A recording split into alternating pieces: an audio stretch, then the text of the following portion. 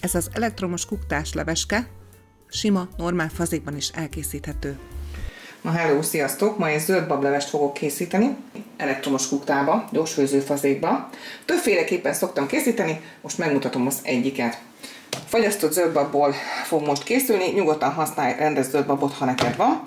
Fél kiló zöldbabra lesz szükségünk, egy nagy fej hagyma, 2 szik fokhagyma, 4 darab burgonya, egyik nagyobb, másik kisebb, őrölt piros paprika, fűszerpaprika, egy nagyobb répa, esetemben most ez fagyasztott, hát ez volt itthon, 2 evőkanál laktózmentes tejföl, vagy tejszín, nyugodtan csináld nem laktózmentesből, én ezt teszek bele, kapor, 2 darab babérlevél, 2 evőkanál, lapos evőkanál ételízesítő, és 2 evőkanál liszt és olaj.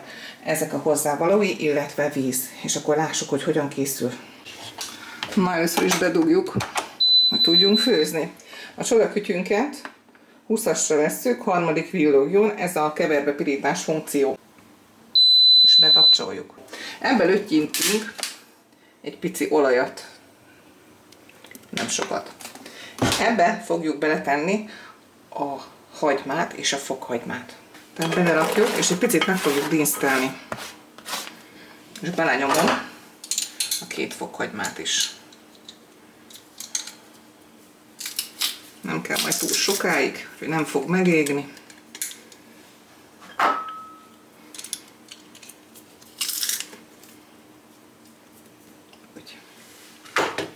Ameddig a hagyma dinsztelődik, addig felvágom a burgonyát. Viszont én nagy kockákra szoktam vágni, nem kicsire, éppen azért, hogy ne főjön szét.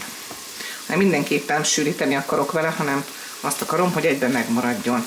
Tehát ilyen nagyobb kockákra, vastagabb kockákra vágjátok. Én ezt ajánlom nektek. Tapasztalat. Amikor már picit dinsztelődött a hagyma, akkor beleteszem a répát.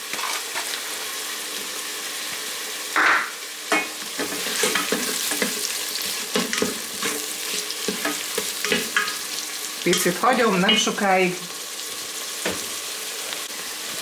Illetve 2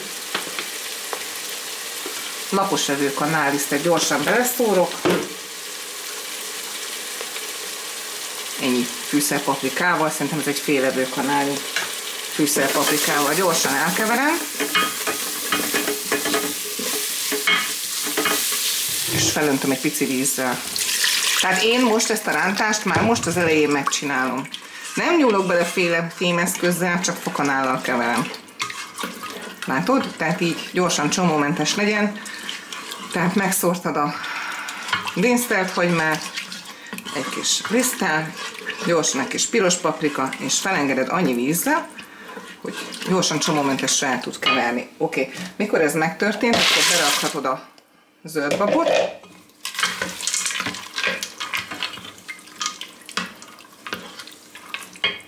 a burgonyát, és jöhet bele a 2 darab babér, az 1 kis kanálnyi kapor. Nekem sajnos csak ilyen bóti kaprom volt itthon, de nyugodtan használjátok az igazi, a finom eredeti kaporra. Én sót nem használok, nem reklámoznám, de én elmondom, mert nagyon finom, és nekem ez a sózási adagom. Én a Magginak a ízvarázs ételízesítőjét használom, tényleg nem reklám, csak ajánlom mindenkinek, mert ha én ebből 2 evőkanál, lapos evőkanállal beleteszek, akkor nekem sóznom nem kell, és ebben minden íz benne van.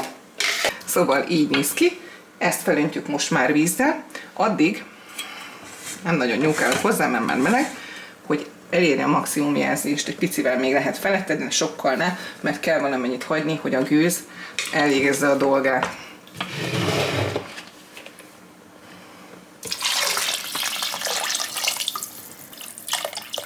Maximum jelzésig. Na most, ilyenkor megnézed, hogy elég sűrűnek tartod-e a leveskédet. Ha nem, akkor tegyél még bele burgonyát, vagy zöldbabot. Én úgy érzem, hogy az elég sűrű lesz egy leveshez, nem lesz túl híg, úgyhogy én így hagyom. És most jön a varázslat. Ja, még annyit akartam mondani, hogy ez azért jó ez a leves, mert hogy az elején megcsinálod a rántást, a végén már nem kell semmit csinálnod, csak tellalás előtt egy pici tejfölt, vagy miután megfőtt egy pici tejfölt, belekeversz, és kész is. Lehet bele bőven tenni kapról többet, mint amennyit én tettem, ízlés szerint. Illetve van, aki kolbászt is tesz bele, nagyon sok variációja van. Most ezt a fajtát mutatom meg, majd fogok jönni másik zöldbab leves recepttel is. Na most ezt a funkciót kikapcsoljuk. Megkeressük a tetejét, tehát ez nekem nem mindig megy, és akkor a másodikra tesszük a leves programra, ami alapból 12 perc rajta, de nekünk nem kell 12 perc. Megnyomjuk az órát, és visszatekerjük kb. Olyan 9 percre. Sőt, szerintem inkább 8 percre, ne tegyük tovább. Így.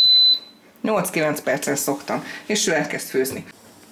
Oké, lejárt az idő, kikapcsoljuk.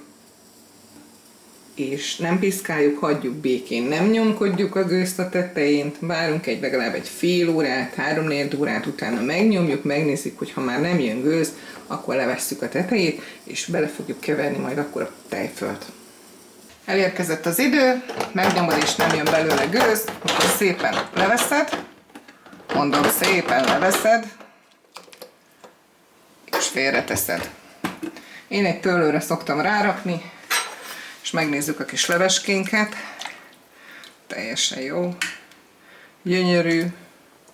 A krumpli nem főtt szét, a répa sem főtt szét, viszont meg vannak főve.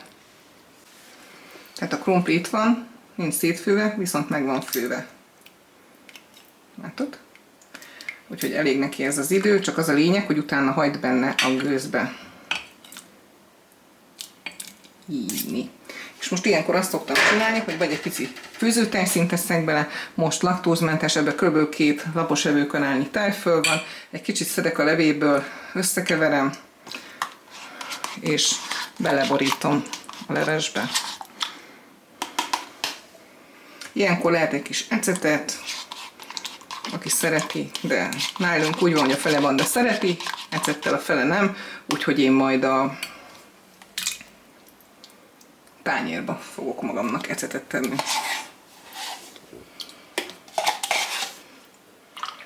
Kicsit átkeverem, és ennyi, az egész is kész a levesünk. Mindenkinek jó étvágyat kívánok hozzá. Na, szedek is sülni.